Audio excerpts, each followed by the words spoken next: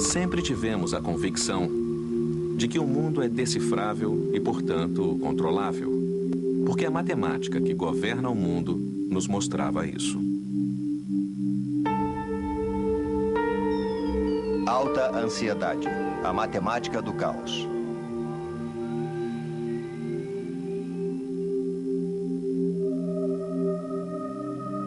Distribuição sinapse.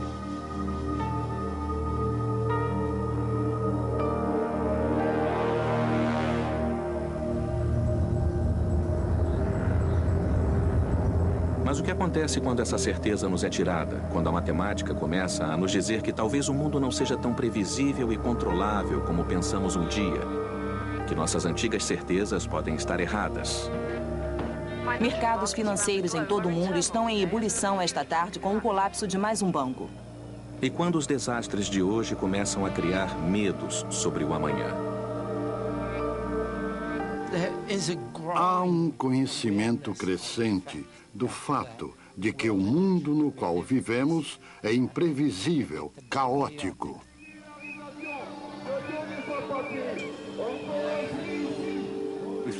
Nós achávamos que podíamos controlar tudo. Agora achamos que não podemos controlar nada. E isso é resultado dessa noção de que o mundo está em caos e que nunca sabemos o suficiente para realmente prever, muito menos controlar.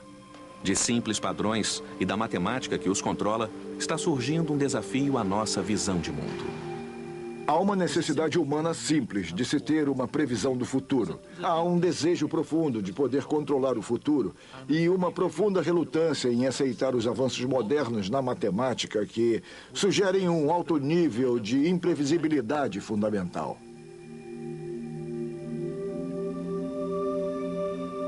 O medo do futuro de duas grandes companhias depois de sua divisão. Esses eram nossos sonhos de futuro. Um lugar claro e aberto. O que aconteceu para que nossa visão do futuro não seja mais clara e sim obscura?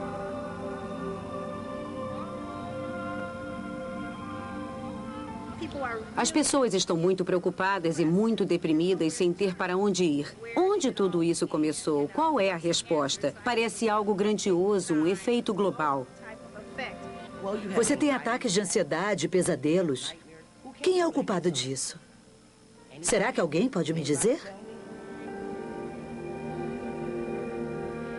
A principal experiência psicológica da ansiedade é um medo de que algo terrível vá acontecer, uma apreensão e uma incerteza.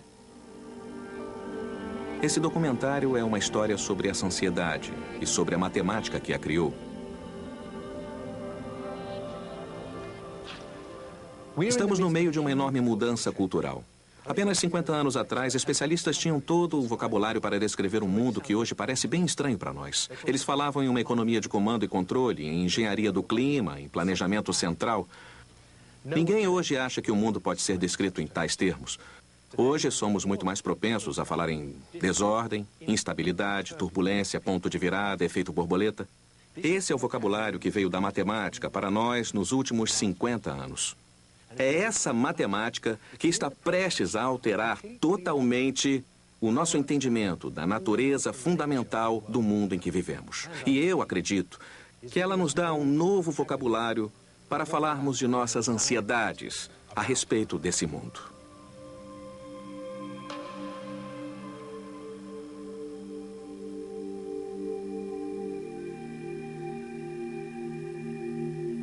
Olhando para trás, podemos ver o que não era óbvio.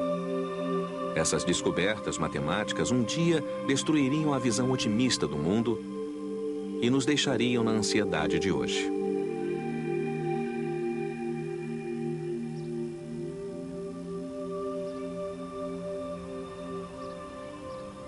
As raízes matemáticas de nossa ansiedade moderna começaram aqui em Paris, em 1885. A cidade se preparava para comemorar a visão otimista de mundo da ciência e da razão. Houve uma grande exposição para celebrar o progresso e a democracia.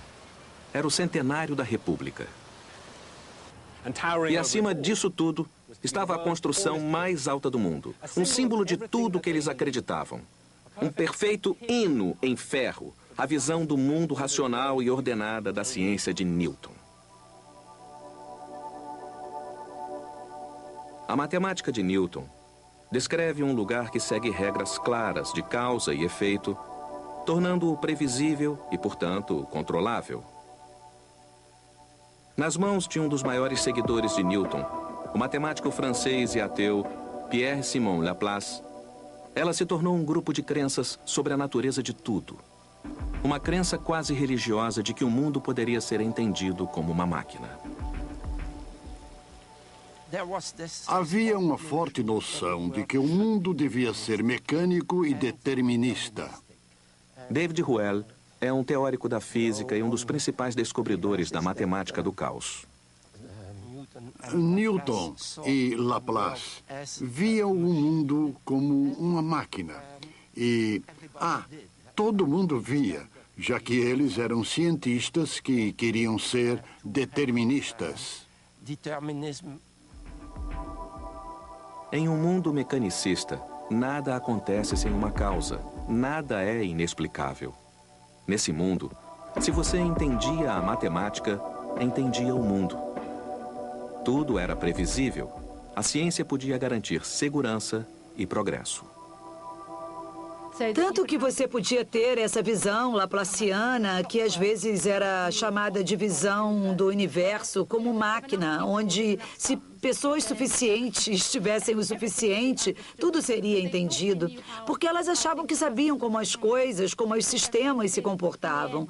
Elas achavam que tudo se comportava bem no final. Elas sabiam que desastres aconteciam, sabiam muito bem disso. Mas achavam que a matemática poderia explicar isso completamente.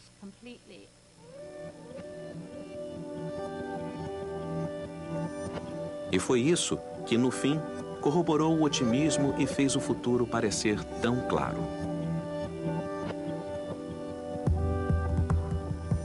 Mas por baixo da superfície de otimismo de um mundo conquistável e controlável, havia uma corrente de preocupação de que talvez o mundo não fosse tão domável e seguro quanto queríamos acreditar.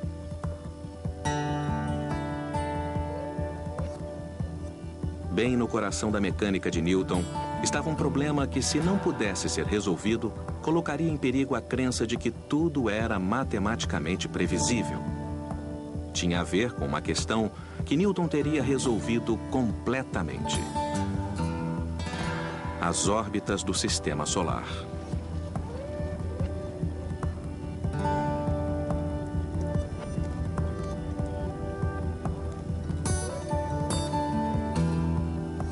A genialidade das equações de Newton é que, se você tiver dois corpos, um orbitando ao redor do outro, como a Terra em torno do Sol, essas equações de movimento permitem que você diga a exata natureza de suas órbitas e preveja com precisão onde os corpos estarão em qualquer momento no futuro.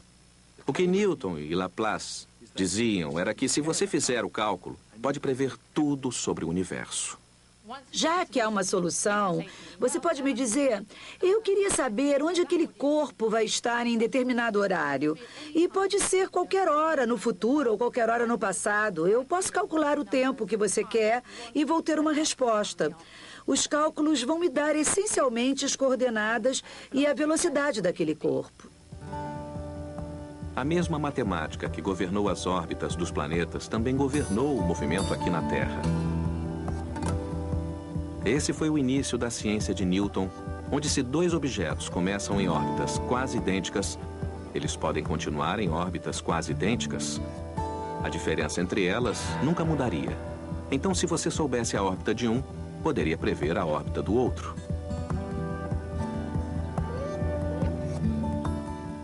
E em teoria, tudo bem. Na prática, o que acontece é que, assim que você junta mais um corpo, somente 3, de repente, não se consegue resolver as equações e não se pode prever nada.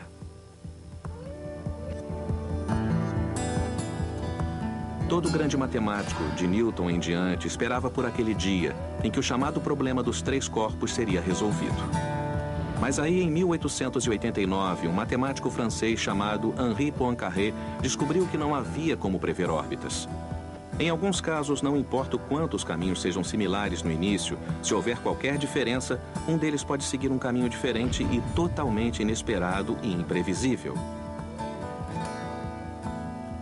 Poincaré lamentou: a previsão se torna impossível.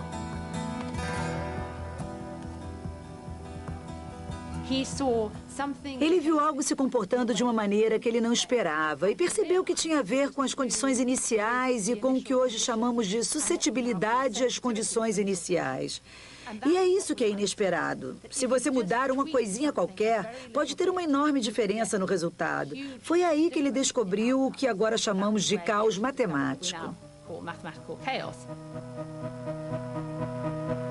Poincaré enxergou uma profunda verdade sobre os planetas e suas órbitas. O que o incomodou foi perceber que esse comportamento imprevisível podia estar presente em toda a natureza. Ele percebeu que uma pequena mudança, não mais que o bater das asas de uma borboleta, pode ser o suficiente para criar uma tempestade onde nada foi previsto. Esse era um mundo bem diferente do mundo de Newton. Acho que o interessante é o fato dele ser ele mesmo. Até Poincaré, o maior matemático da época, estava imerso naquela visão, achando que todas as coisas se encaixariam e que tudo no final se comportaria adequadamente. E ficou horrorizado quando descobriu como esses resultados funcionavam para que pudéssemos ter o que hoje chamamos de comportamento caótico. Foi bem chocante para ele.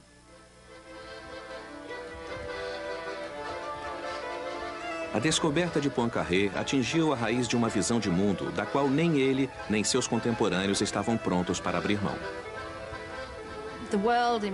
O mundo onde ele vivia e atuava ainda era muito mergulhado naquela visão laplaciana. Esse comportamento muito estranho que ele descobriu foi atenuado pelos críticos.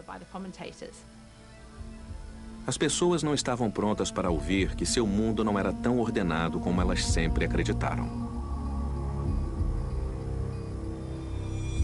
Então, em 1914, em Sarajevo, uma alteração tirou todo o funcionamento do mundo de seu curso.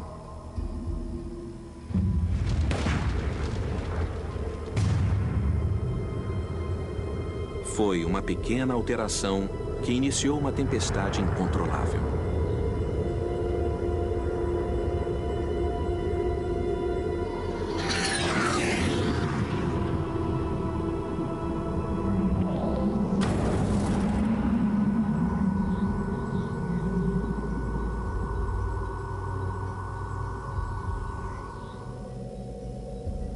Observando, podemos ver como a descoberta de Poincaré foi incrivelmente previdente, mas na época, o resto do mundo não estava pronto para ouvir.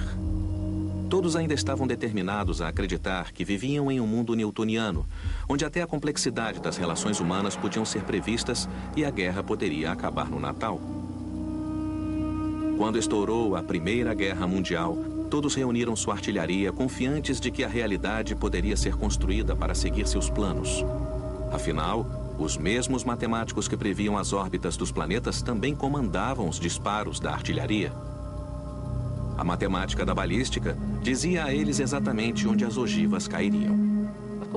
Claro que no início do século XX, a balística consistia essencialmente em mirar um objeto parado. Você podia ter que atirar por cima de alguma coisa, então podia não ver no que estava atirando. Para que os matemáticos adivinhassem isso, eles tinham tabelas de tiro e coisas assim.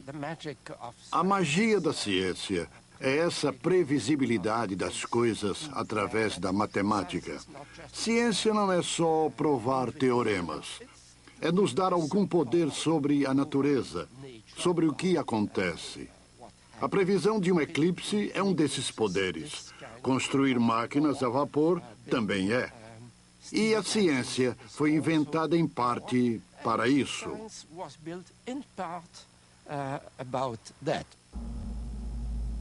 A tragédia da guerra foi que, independente de toda a carnificina, eles acreditavam que havia não só uma ciência de balística, mas uma ciência da guerra. Uma maneira de prever quantos homens por quilômetro de fronte alcançariam o objetivo. Eles achavam que, se entendessem a ciência da guerra, poderiam controlar seu resultado.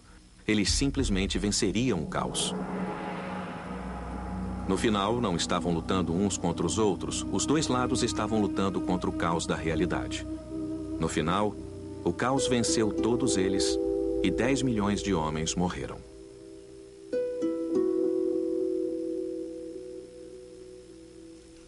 A noção de Poincaré de que uma alteração pequena e imperceptível poderia causar uma tempestade inevitável foi a primeira descoberta a nos dizer que o mundo é menos previsível e controlável do que gostaríamos que fosse.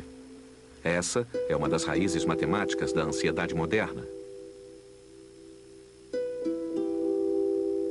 A segunda foi descoberta na Rússia por Alexander Lyapunov.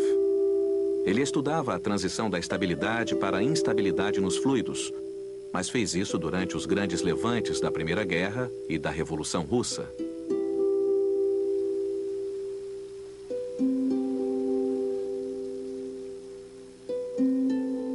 Lyapunov estudava a maneira como um fluido ou um gás fica turbulento. Era um dos problemas mais refratários de toda a física e ele tentava pôr números nessa transição de ordem para o caos. Ele estava tentando entender como os sistemas parecem manter sua ordem, quase resistindo à mudança, mas chegam a um ponto crítico em que parecem passar repentinamente de tranquilos a turbulentos, da ordem ao caos, o que agora chamamos de ponto de virada. Isso passa da ideia de que o mundo é previsível para uma ideia de imprevisibilidade mais associada climática e ambientalmente a essa noção de um ponto de virada. É uma ideia de que você empurra o sistema e ele basicamente se move, não se sabe até onde. O professor Peter Cox é um dos maiores especialistas em mudanças climáticas do Reino Unido e é consultor do governo. Nesse caso, se você imaginar, digamos que está rolando uma bola para cima de uma montanha, se você rolar para cima e soltá-la, ela vai descer. Mas digamos que haja um pico na montanha. Você rola até esse ponto e ela pode ir para qualquer lado. Então, claro, se está no pico de uma montanha, você pode dar um impulso mínimo e ela vai cair. Há uma relação entre o deslocamento e a força do impulso. Então, essencialmente, é um sistema instável. O trabalho de Lyapunov começou a colocar um número nesse momento de instabilidade, o momento em que a bola no pico da montanha é empurrada. Quando a fumaça ordenada, de repente, fica turbulenta.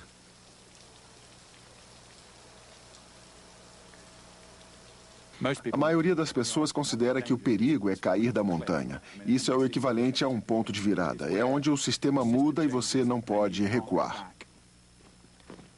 Mas enquanto Lyapunov ainda tentava entender a instabilidade, sua vida se aproximava de um ponto de virada, quando o caos da Revolução Russa e da Primeira Guerra o atingiram pessoalmente. Dezenas de milhares de feridos da guerra voltavam do fronte e trouxeram com eles uma epidemia de tuberculose. Quando sua esposa foi infectada, Lyapunov tentou desesperadamente salvá-la. Mas em 31 de outubro de 1917, ela morreu em seus braços.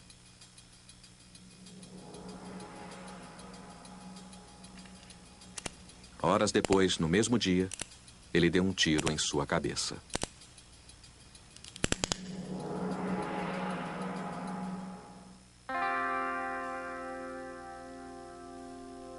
Poincaré descobriu que nosso mundo pode não ser tão previsível e controlável quanto pensávamos. O trabalho de Lyapunov pôs um número no momento de transição entre a ordem e o caos e abriu a porta para a ideia moderna do ponto de virada.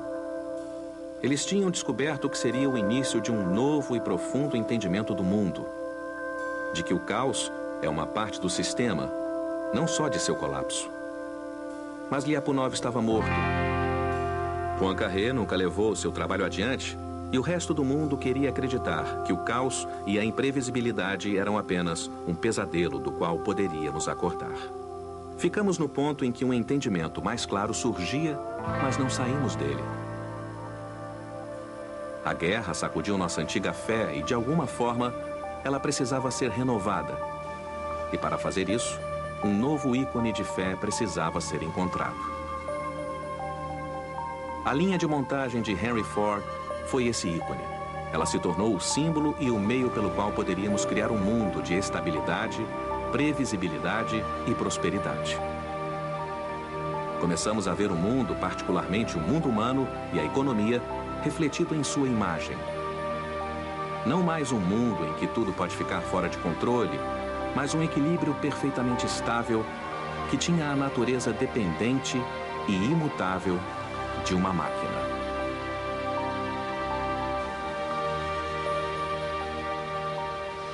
E eles voltaram à física clássica. aos sistemas de equilíbrio, onde, pode-se dizer, há um limite fixo de atuação. Professor Paul Ormerod foi diretor de economia do Centro Henley para estimativas durante uma década e hoje é um respeitado escritor e consultor. Eles usaram a matemática para tentar explicar e racionalizar uma teoria muito elaborada de como a economia poderia realmente mover recursos de maneira mais eficiente. Mas eles se concentraram em recursos fixos e num conceito de equilíbrio que pegaram emprestado da física clássica anterior às descobertas de Poincaré. Depois de imaginarmos a economia como uma máquina, foi um pequeno passo para acreditarmos que poderíamos manipulá-la e talvez até controlá-la. A ideia de um sistema em equilíbrio se enraizou na definição do que era a economia. Não meramente a economia de mercado do Ocidente, mas também a economia idealizada e centralmente planejada funcionando como uma máquina em completo equilíbrio. E por um tempo deu certo. Nos extraordinários anos 20, os carros saíam das linhas de montagem e os tratores aravam a terra. Mais uma vez, o agricultor seguiu o pastor e o pioneiro veio para as planícies. Uma onda de otimismo fluiu das fábricas e dos campos do novo mundo. Nós temos a força humana. Inventamos novas máquinas. O mundo é o nosso mercado. E parecíamos estar de volta ao controle. Mas só por um tempo. Podíamos ver o mundo e a economia como máquinas estáveis, imutáveis e em equilíbrio. Mas o modelo de mundo que desejávamos e a forma como ele realmente era não eram a mesma coisa.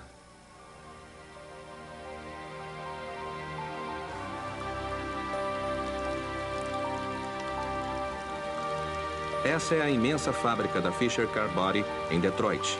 Um dia ela foi parte da aparentemente indestrutível indústria automobilística americana, parte dos bons tempos que achávamos que nunca terminariam. Mas em 1929, eles terminaram. E o vento ainda sopra e o sol ainda queima a terra. Devemos praticar o controle e a conservação se quisermos salvar os grãos que ainda resistem. Sem aviso, o mundo alcançou não só um, mas 2 pontos de virada. O clima e a economia deram uma guinada sem causa óbvia do equilíbrio para o caos. Os pesadelos da Grande Depressão e da tempestade de poeira nos atingiram. A Grande Depressão dos anos 30 foi um problema para a economia do equilíbrio. No mercado de trabalho, as contratações e demissões de pessoas não estavam em equilíbrio porque 1 em cada 4 pessoas não tinha emprego. E isso não foi suficiente para nos fazer abrir mão de nossa fé em um mundo de ordem, equilíbrio e controle. De acordo com a visão de mundo de equilíbrio, nada poderia estar de forma inerente, errado ou instável na economia. As pessoas deviam ter causado aquele colapso.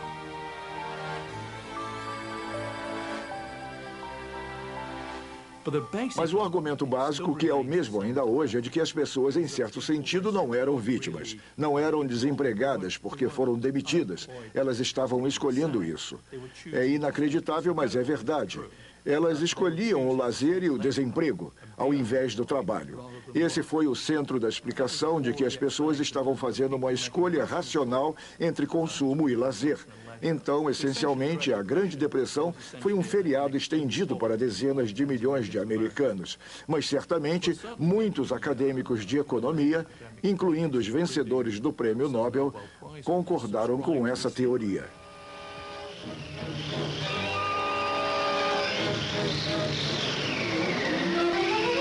Os especialistas na época achavam impossível imaginar que a tempestade de poeira ou a depressão eram causadas por instabilidades inerentes ou por pontos de virada nos próprios sistemas. Outra década de uso irresponsável e as terras serão realmente o grande deserto americano. Não havia pontos de virada. A causa que escolhemos foi certamente simples e mecânica.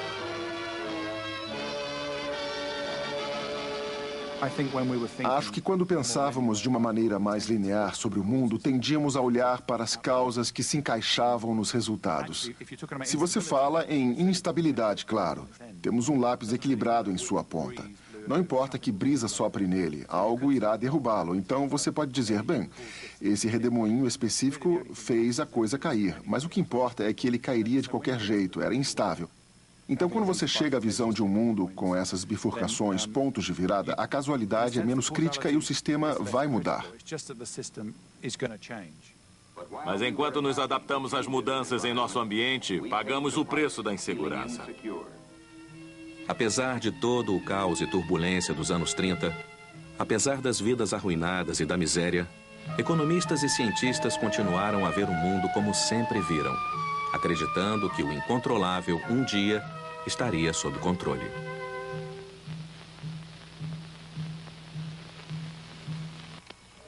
A invenção do computador no final da guerra, de repente pareceu uma promessa de um nível de entendimento e controle que nunca tivemos. Se a linha de montagem foi o ícone dos anos 20, havia um novo ícone de poder, previsão e controle. Cena 64, tomada 2.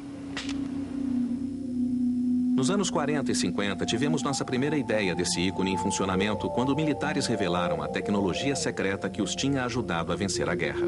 Essa máquina é tão complicada quanto parece. ENIAC, o primeiro computador todo eletrônico e em alta velocidade já construído em todo o mundo. A única diferença entre um ser humano e o ENIAC é que o ENIAC é bem mais rápido. O primeiro emprego que a tecnologia teve foi na antiga tarefa militar de calcular os ângulos, elevações e velocidades das tabelas de tiro. Mas logo ele foi essencial a um novo e assustador poder. Fazemos todas as tabelas de tiro para o Exército e as tabelas de bombardeio para a Força Aérea.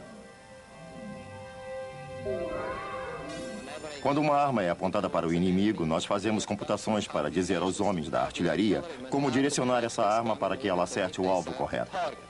Os testes foram planejados para observar resultados. Não era somente o cálculo para mira e arremesso de bombas, mas era também a única maneira de fazer os muitos cálculos necessários para se entender a explosão. Então, a tabela de tiro da bomba atômica de 15 toneladas. Diferente da situação, com uma arma de implosão, os cientistas aqui podem observar as bolas de fogo crescendo em um corpo de material fissionável. Ciência não é só provar teoremas para nos dar algum poder sobre a natureza. A velha mágica newtoniana da balística se casou com o poder quase divino da era nuclear. Se pudéssemos controlar esse poder, haveria alguma coisa que não poderíamos prever ou controlar?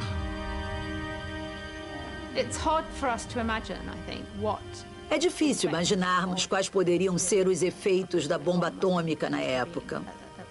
Que algo tão pequeno pudesse ter um efeito tão terrível e devastador. E podemos controlar isso para que tivéssemos controle sobre tudo.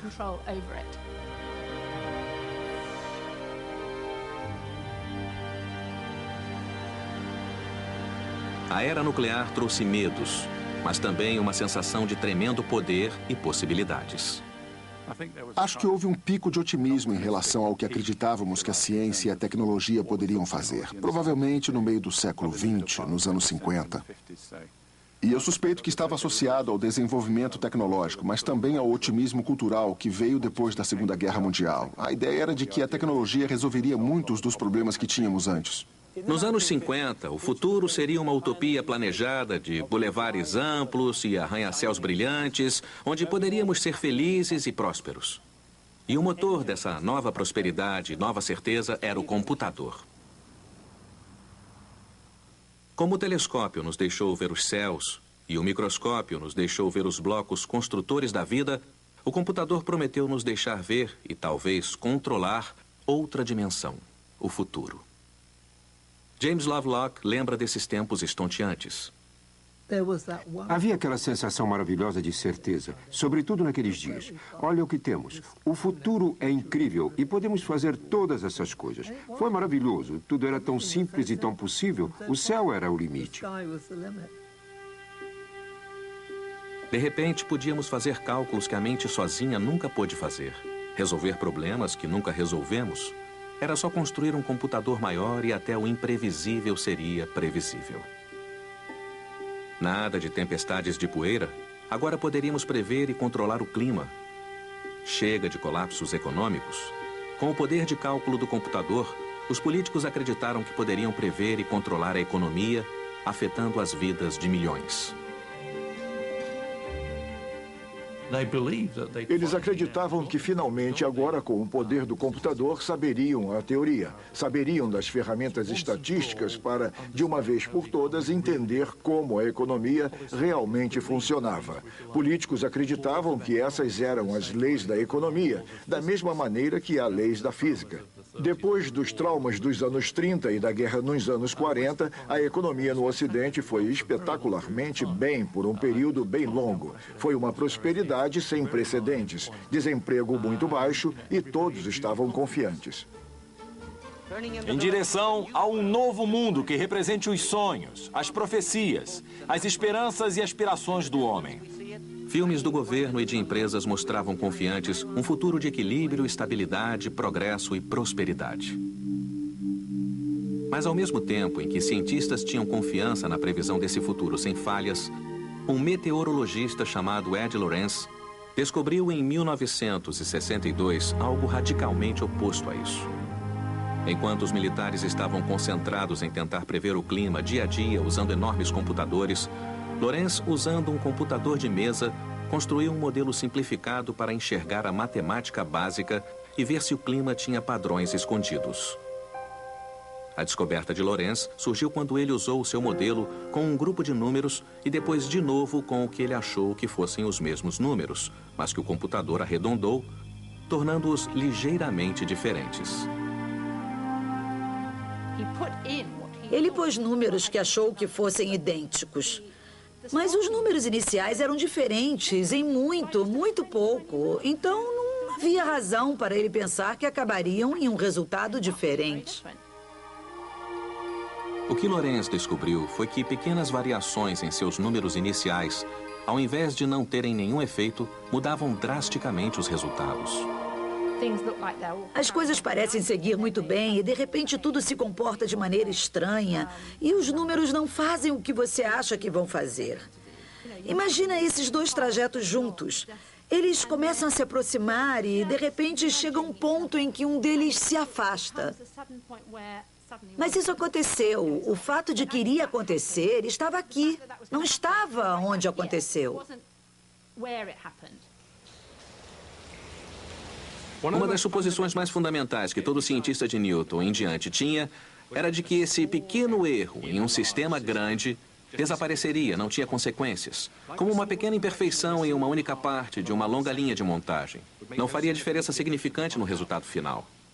Foi essa suposição crítica que o trabalho de Ed Lorenz formou em sua cabeça. A descoberta acidental de Lorenz teve imensas implicações no mundo real. Ele pôde, de repente, ver que quando um sistema mudava, não necessariamente algo o tinha feito mudar naquele momento. Podia ser porque as sementes dessa destruição já estivessem lá, crescendo devagar, escondidas o tempo todo na matemática. A divergência no sistema era o resultado final de uma mudança mínima e imperceptível ocorrida há muito tempo. Lorenz redescobriu o que Poincaré apenas vislumbrou. Ele chamou de efeito borboleta.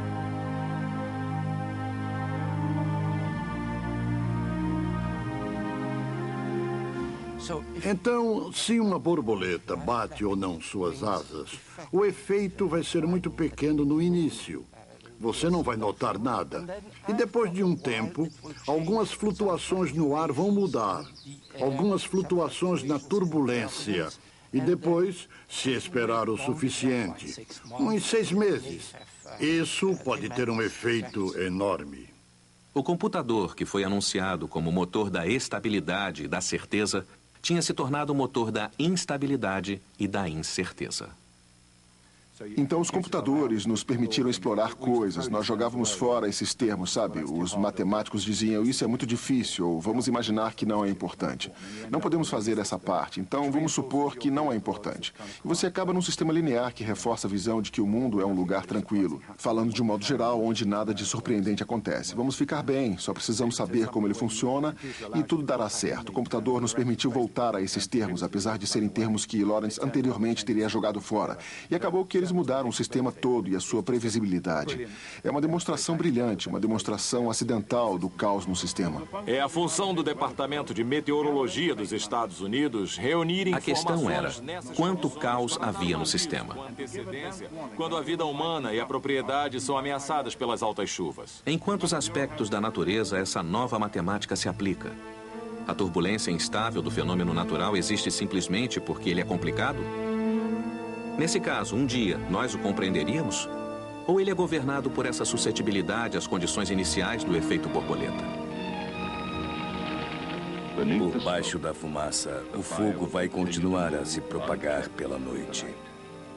O quanto caótico esperamos que o mundo seja?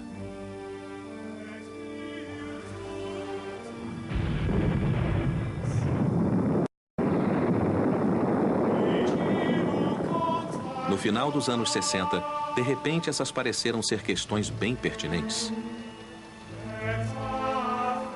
Nesses tempos turbulentos, como Lyapunov foi levado a estudar a instabilidade durante a Revolução Russa, o matemático David Ruel foi levado a estudar o início da turbulência.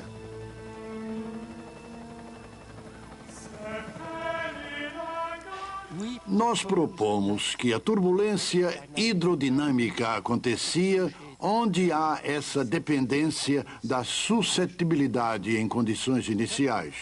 Mas isso acontece quase em todos os lugares, acontece o tempo todo. Achava-se que a turbulência surgia por causa da complexidade do fenômeno. Ruel, através de uma combinação de experimentos e de matemática, provou que a turbulência não era resultado da complexidade, mas era causada pela matemática da suscetibilidade às condições iniciais. O efeito borboleta e a turbulência estavam em todos os lugares. Resistência!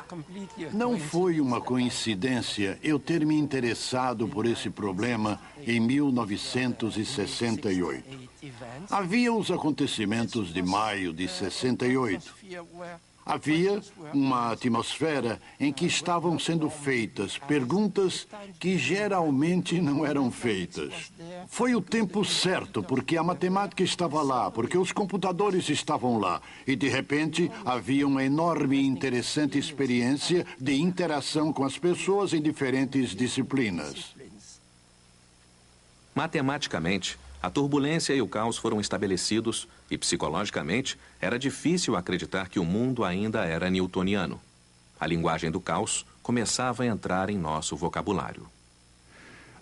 A noção de caos estava por aí desde a primeira parte do século XX, antes disso, na verdade, mas só foi chamado caos mais tarde. Acho que foi nos anos 70 que as pessoas realmente entenderam que havia coisas que eram indicativas do que poderíamos ver no mundo e que nós as usávamos para dar desculpas a todo tipo de coisas que não poderíamos prever.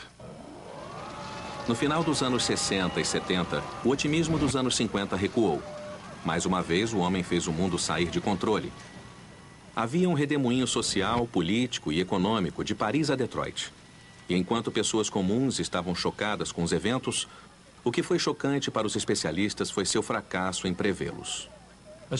Foi um choque terrível quando eles não previram. Foi muito difícil para eles. As pessoas acharam que entenderiam, mas isso não aconteceu. No final dos anos 60, seguíamos para os anos 70 com todas essas leis destruídas de maneira espetacular, porque não eram leis, eram simplesmente relações estatísticas que serviram para sustentar um curto período de tempo. Economistas acharam que tinham entendido as leis que governam o funcionamento da economia e acharam que isso dava a eles o poder de prever o que aconteceria. E fica claro que as previsões só funcionam quando quase todos podem fazer uma boa previsão, quando a economia está estável. Quando ela vai muito bem, qualquer um pode fazer uma projeção razoável e estar correto no final. As previsões são bem ruins quando há uma grande virada, quando há recessão e o registro dos dados é assustador. A previsão simplesmente não existe. A turbulência dos anos 70 convenceu os economistas e também os ambientalistas de que sua fé na previsão e controle em larga escala estava errada. Acabaram aceitando que não poderiam controlar a economia como não controlavam o tempo. A era do comando e do controle tinha acabado, mas havia uma segunda parte, mais controversa para a matemática, da qual eles discordavam fundamentalmente.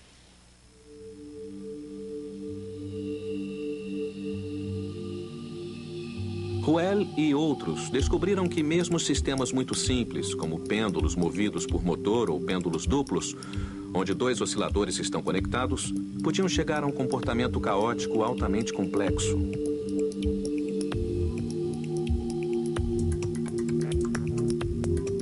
E agora, enquanto usavam esses sistemas simples para explorar mais, começaram a descobrir as regras desse mundo caótico. Eles descobriram que quanto mais conectados e interligados os sistemas se tornassem, eles estariam mais propensos a se tornarem caóticos e turbulentos. E quanto mais se pressionasse o sistema, mais rápido ele giraria e mais caótico ele se tornaria.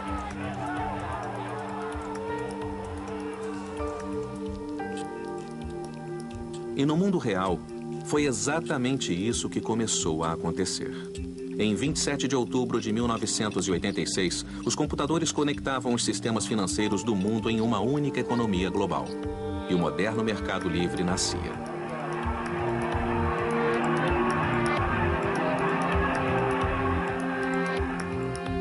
Houve uma falta de confiança no planejamento do que viria, na ideia de que você poderia descobrir essas relações. E logo muito ceticismo veio dos políticos quanto à ideia de que poderíamos, de alguma forma, quantificar isso. Então, em certo sentido, voltamos aos primeiros princípios e dissemos, vamos deixar isso para os mercados. Os mercados vão, de alguma forma, resolver o problema e não precisamos intervir nisso.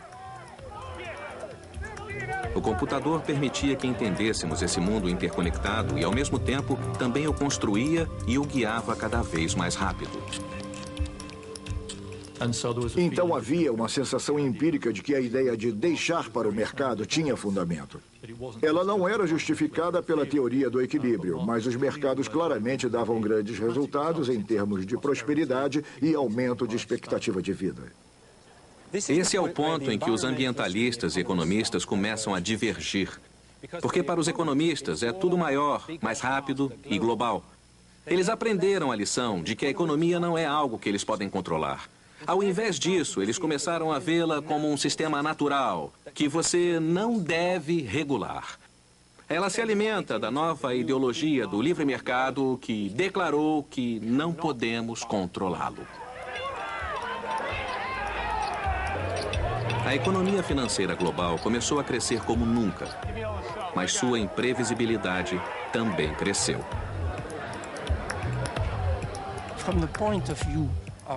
Do ponto de vista da estabilidade, do controle, da previsibilidade, é uma má ideia levar um sistema ao seu limite, aquecer a atmosfera, fazer mais, colocar mais complicações na economia.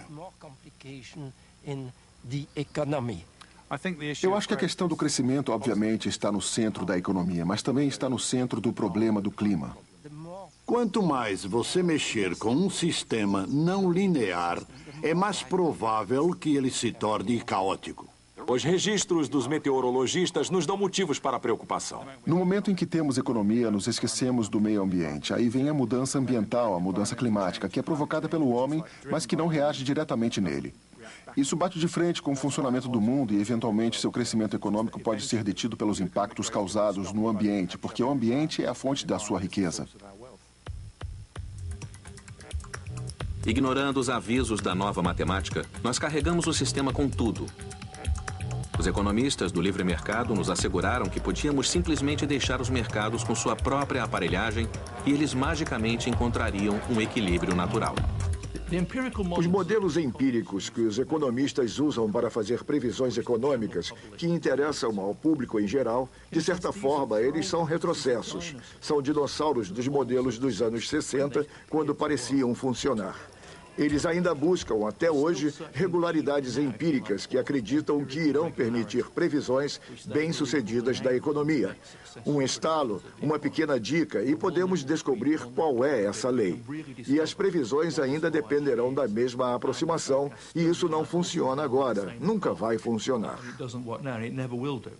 Vivemos em um mundo que cada vez mais se distancia de tudo que seja equilíbrio ou um estado estático. Você quer ter crescimento agora, 2, 3% mais. E isso é um crescimento exponencial, algo que sabemos que não pode durar para sempre.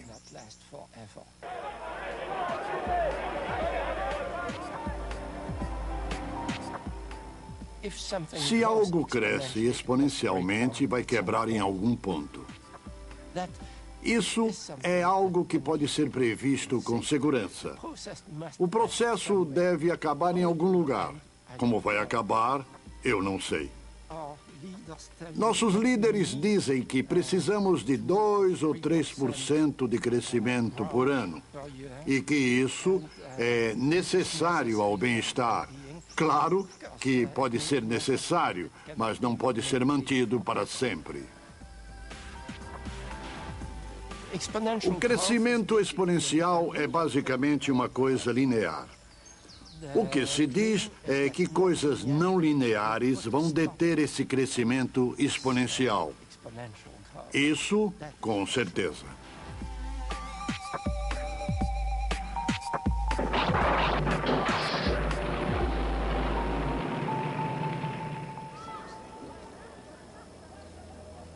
Por mais de um século, nós não quisemos ouvir que as promessas de previsão e controle podiam ser quebradas.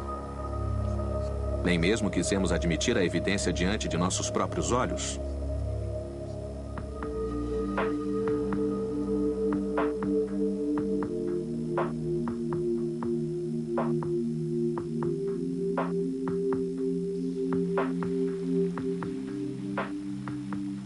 Esse é o depósito de livros das escolas públicas de Detroit, onde as promessas para as próximas gerações foram guardadas.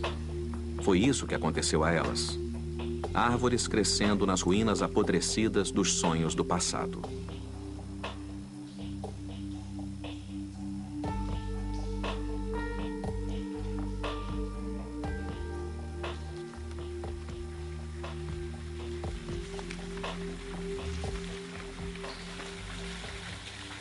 Toda a vida é interligada. Estamos presos em uma inevitável rede de reciprocidade, amarrados em um único fio do destino. O que afeta diretamente a um, afeta indiretamente a todos. Enquanto houver pobreza no mundo, nenhum homem pode ser totalmente rico, mesmo se tiver $1 bilhão. Martin Luther King, 1961, O Sonho Americano.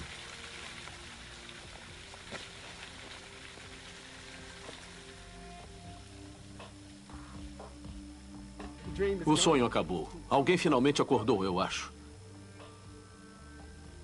O sonho americano é um lixo. O sonho americano é o que o Sr. George Bush diz, e ele é muito mentiroso. Não existe mais sonhos. Agora temos medo de sonhar. Estou tentando me manter num emprego de salário mínimo, mas pagando a gasolina, a hipoteca, a comida, não dá. Eu não tenho dinheiro guardado. Eu vivo um dia depois do outro. Não há como resolver isso. Como você diz ao seu filho que não temos onde morar? Como você diz ao seu filho que não vamos ter um lugar para morar? Acordo de manhã e digo ao meu filho, não vai poder jantar hoje porque não tenho dinheiro. Nós não podemos pagar nossas contas. Mas isso acontece todo dia.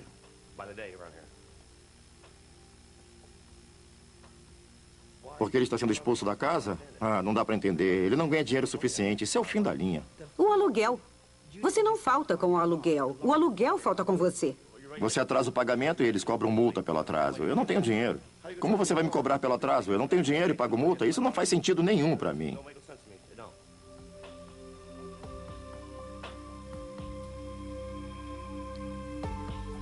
Não existe uma comunidade aqui. Basicamente é cada um por si. Não há comunidade? Não, não há. Como pode haver uma comunidade? Olha, essa está vazia, essa está vazia, essa está vazia. Cadê a vizinhança? Não existe mais. Tem 2 na esquina. Uma ali, 4 lá, pula 2 casas. As próximas 3 estão vagas. Do outro lado da rua tem mais. Então, esta área foi muito atingida. Hoje aumenta a escala de mudança e nossa habilidade de prever diminuiu. Não há motivos para nos tornarmos mais ansiosos? Eu diria que essas questões sobre as quais falamos a respeito, da teoria do caos e o efeito borboleta, o aquecimento global e todos esses acontecimentos é que causam a ansiedade nas pessoas, não só as palavras. Isso tem mesmo um impacto em como as pessoas pensam suas vidas. Tem um efeito no que as pessoas vão buscar nas suas vidas e em como elas vão dirigir seus pensamentos e ideias sobre si mesmas e sobre o que podem ou não controlar. O que me preocupa é que é um vocabulário bem nihilista. Ele não dá às pessoas a sensação de que há algo que elas possam fazer.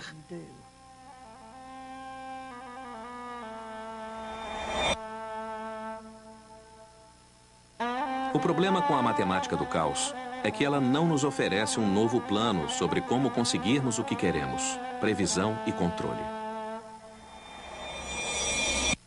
Ela tira o que queremos acreditar, nos nega os velhos ícones de salvação, de liberdade através do crescimento e não nos dá nada confortante em troca.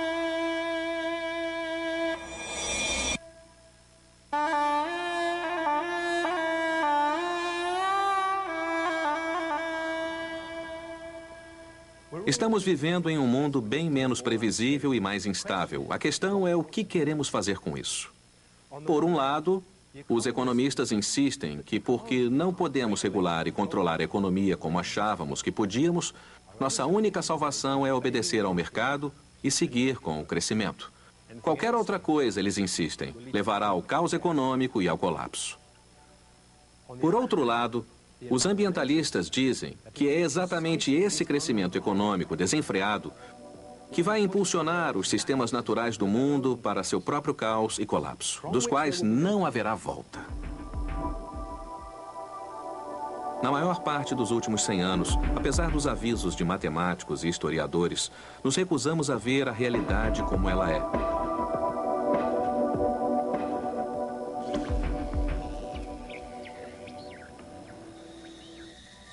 Essa é uma imagem gerada pelos matemáticos dessa realidade. Se chama o mapa de Lyapunov. Ele mostra não a realidade ordenada e previsível que sempre quisemos, mas uma instável e caótica. É o trabalho original de um descendente distante de Lyapunov. Os mapas mostram as regiões de estabilidade e outras de caos em um sistema. Entre elas, há pontos onde o sistema pode ir de um a outro abruptamente.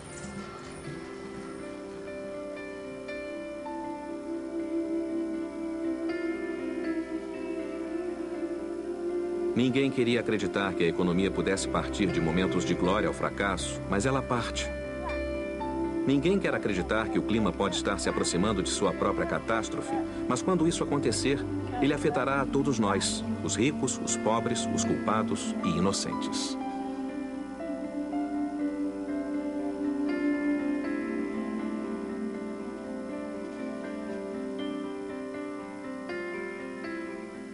No sistema climático há uma ideia de um ponto de virada associado a certo calor impulsionando você montanha acima. O lençol de gelo da Groenlândia vai derreter e sabemos que, em longo prazo, teremos uma elevação de 7 metros no nível do mar. Em outros pontos de virada, por exemplo, há a possibilidade de que a floresta amazônica seja fortemente afetada pela mudança climática, que pode ser bem rápida, associada a incêndios e coisas assim.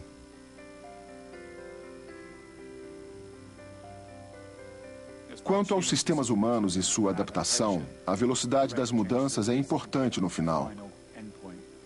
Somos limitados na velocidade de nossas reações. A questão agora é se temos algum tempo restante para nos iludirmos. Há muito gelo lá na Groenlândia. James Lovelock é o pai do movimento ambientalista. Ele teme que ainda hoje não tenhamos aprendido as lições da matemática e ainda queiramos acreditar na previsão e no controle.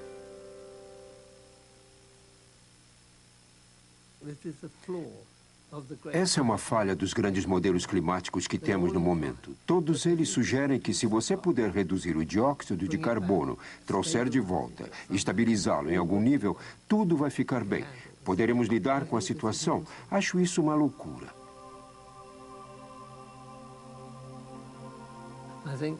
Acho que uma vez que o sistema começou a escorregar, não há volta.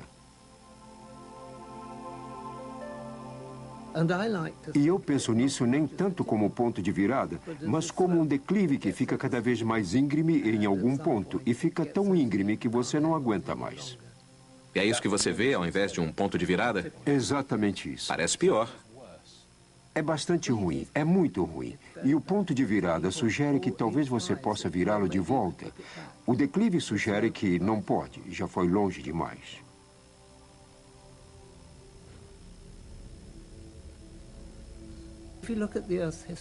Se olhar a história do mundo, o clima é mais ou menos estável em algum ponto. Ou é muito frio, como era na Era do Gelo, e depois chega a um ponto em que escorrega, e aí sobe para um nível estável, interglacial.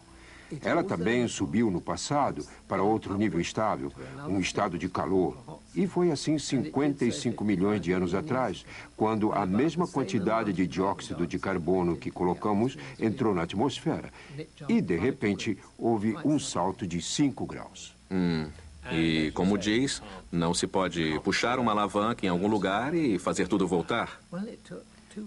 Foram 200 mil anos para que tudo voltasse depois do evento há 55 milhões de anos. E o nível de dióxido de carbono baixasse. Mas a temperatura não. Ela ficou alta esse tempo todo. Isso destrói toda a noção de controle, não é? Destrói, sim. E acho que é uma falsa noção. Pelo menos eu acho que se deve pensar nisso como uma falsa noção. Eu não posso ter certeza do que eu digo. Só falo com tanta convicção porque estou preocupado com a certeza deles, com o modelo deles e a maneira como políticos encaram e formam suas bases políticas. Acho quase absurdo. Em sua imagem do declive, onde é que o senhor acha que o nosso sistema está agora? Queria saber. Eu suspeito que estejamos prestes a cair. Mas posso estar errado. Podemos estar um pouco mais atrás na ladeira, não sei. Não vejo como podemos fazer alguma coisa a respeito. Acho que uma parte crucial do sistema que todos nós sabemos que mudou é o gelo flutuando no Oceano Ártico. Como deve saber, no verão passado, 60% dele derreteu. E acho que em poucos anos, talvez uns 5 anos, talvez 15, ele terá derretido por completo. Quando isso acontecer, pode anotar em um caderno que diferença isso vai fazer no calor da Terra. E vamos descobrir que é quase igual à quantidade de gás carbônico que adicionamos à atmosfera até aquele dia. Em outras palavras, o calor vai dobrar quando esse gelo sumir. Isso tem alguma volta? Podemos fazer o gelo de novo? Não, de jeito nenhum.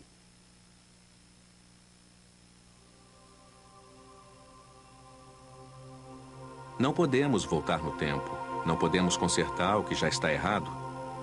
Ainda estamos a caminho do caos, mas estamos em uma posição em que há futuros possíveis. Só que dessa vez, tivemos centenas de anos para aprender as lições matemáticas. Talvez dessa vez possamos fazer o que não pudemos antes. Encarar a realidade como ela é, porque essa realidade está diante de nós.